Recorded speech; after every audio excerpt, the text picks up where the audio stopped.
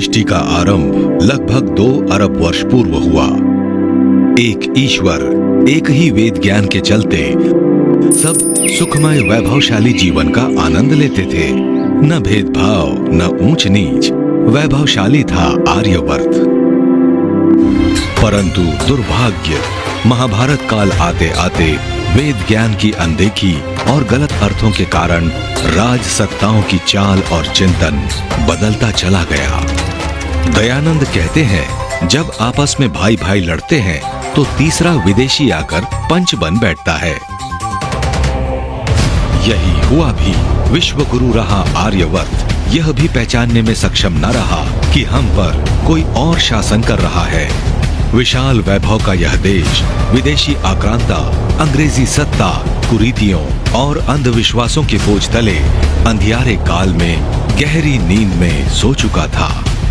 इसी अंधियारे काल में 12 फरवरी 1824 में मूल नक्षत्र में मूल सत्य की स्थापना के लिए हजारों रश्मियों की चकाचौंध और ध्वनियों की टंकार के साथ गुजरात के टंकारा में मूल शंकर ने जन्म लिया।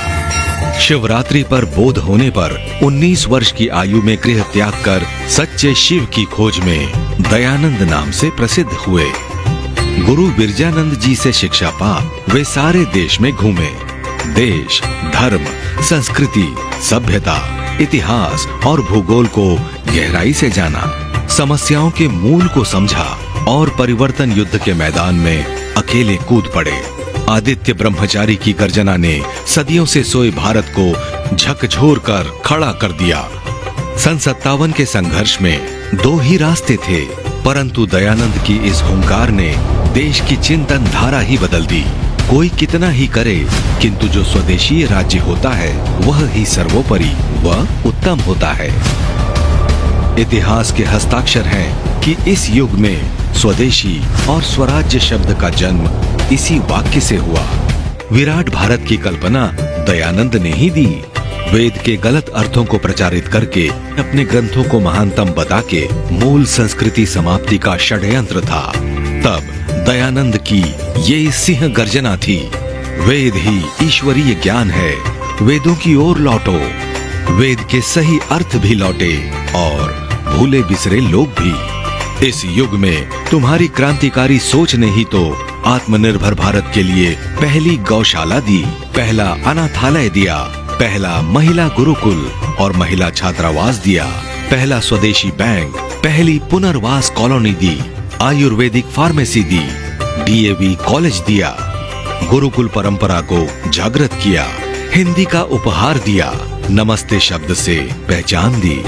तुम्हारी सोच ने ही डोला पालकी जैसी सैकड़ों प्रथाएं तोड़ी, समुद्र पार जाने का मिथक तोड़ा, विधवाओं को सम्मान दिलाया, महिलाओं को वोट का अधिकार दिलाया, पहली महिला विमान पायलट दी, भगत सिंह, बिस्मिल, लाजपत राय जैसी बलिदान होने वाली सेना दी, तो श्रद्धानंद, श्याम जी, कृष्ण वर्मा जैसे हजारों क्रांतिकारी दिए, मुंशी प्रेमचंद और गुरुदत्त जैसे क्रांतिकारी कलमकार दिए, सैमुअल स्टोक्स को महात्मा सत्यानंद बनाया, तलपड़े जैसी वैज्ञानिक सोच के लोग दिए, जातिवाद तोड़कर आर्य नाम दिया, नया चिंतन, नई सोच दी, सत्यार्थ प्रकाश दिया और अमूल्य उपहार आर्य समाज दिया।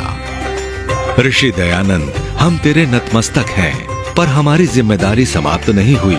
रोती बिलखती भारत छोड़कर जाने वाली शक्तियां अब भी छुपे रास्तों से प्रहार के रास्ते खोज रही है। प्रहारों को हमें पहचानना होगा। दयानंद ने अंधकार से निकालकर हमारा आज दिया है, अगली पीढ़ी को हमें बेहतर कल देना है। आंकड़ों से हमें समझना भी है, संभलना भी है। मजबूत परिवार, मजबूत भारत, रिश्ते बचाइए, ऊंच नीच को मिटाकर गले लगाइए। प्राकृतिक कृषि से बनेंगे किसान राजाओं के राजा। नशा मुक्त युवा ही है भारत का भविष्य। नशा भगाइए, यौवन बचाइए। आओ दयानंद के चिंतन दर्शन और चुनौतियों का सामना करने के संकल्प को दोहराएं। घर घर, खेत खलिहान तक जाएं। यह राष्ट्र विश्व को राह दिखा पाए, आज यही संकल्प है। हम विश्वास व्यक्त करते हैं कि आर्य समाज गत 1.5 शताब्दी की भांति ही राष्ट्र निर्माण के कार्यों में पूर्ण संकल्पित एवं समर्पित भाव से कार्य करता रहेगा। भारत को विश्व गुरु बनाने के भागीरथ प्रयासों में आर्य समाज मजबूत भूमिका का निर्वाह करने के लिए कृत संकल्पित है।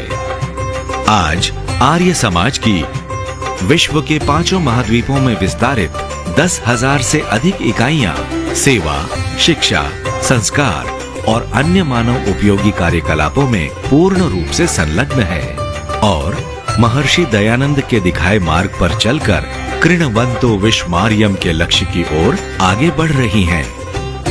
हे महर्षि, हे दयानंद, 200वीं जयंती पर नतमस्तक हैं हम सब।